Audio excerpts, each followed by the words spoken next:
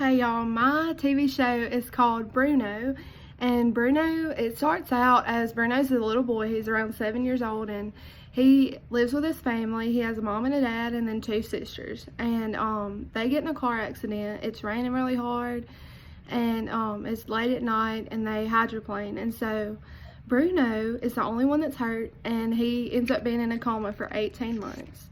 And when he wakes up in the hospital, he looks around and he's like, why are these doctors talking to me like that? And he's like, they're not talking, I can read their minds. And so he can read minds and he can hear people's thoughts. And he stays in the hospital for a while, and he's just absolutely gone crazy because he can read people's minds. And so he finally gets to go home. They live in Texas, in a small town in Texas.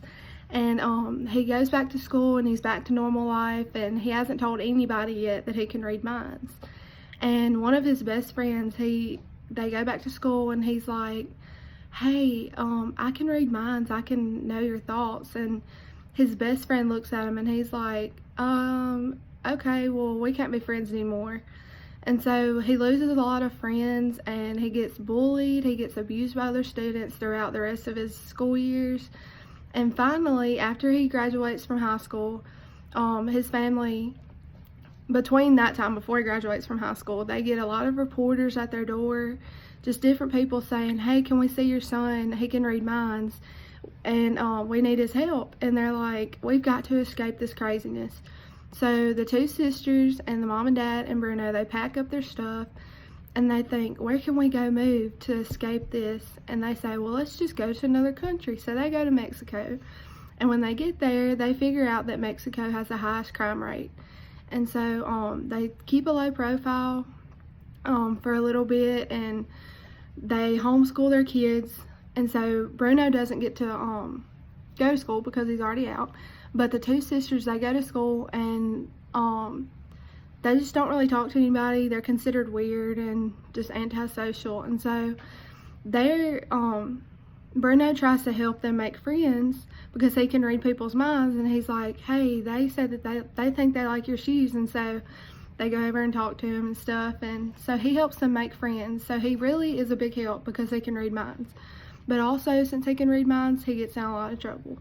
So ever since he was in elementary school and people would bully him, he wanted to become a police officer or detective or some type of criminal work to stop the bad guys from being mean to other people. And so in Mexico, they have one police officer for every 100 people. So he becomes a police officer, and he starts off and they're like treating him as a rookie, like he doesn't know anything.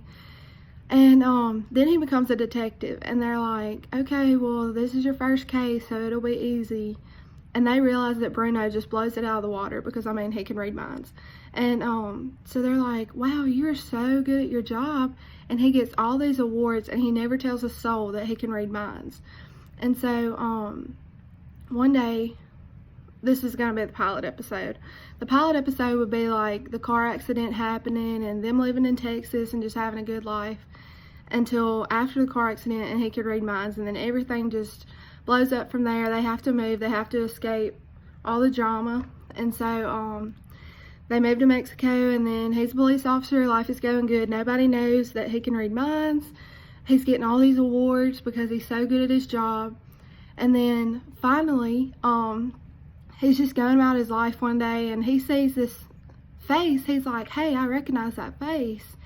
And then the guy, like, he sees the guy because he had to arrest him for killing somebody. And he was like talking to him or whatever, and he was like, I recognize you, like, I've seen you before. And he said, where are you from? And he said, I'm from Texas.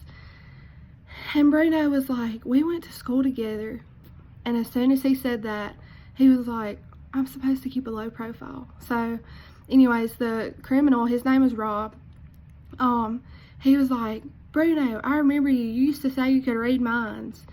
And he was like, I used to bully you so bad.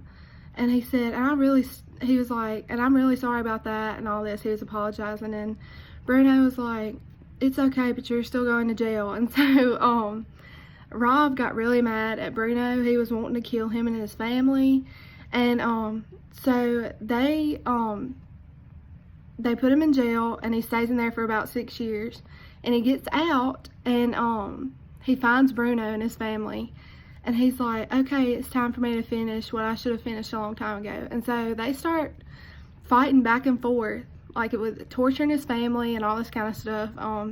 And Bruno is like, hey, I can read minds, like I can change his thoughts, I can try to change his thoughts. And so he figures out a way to alter Rob's thoughts, and he gets him to stop being so mean to him and torturing them, and then everything's good and dandy. But then in further episodes, he just meets all these kind of people that he has to alter their minds so that they don't do crime, and so that the world will be a better place.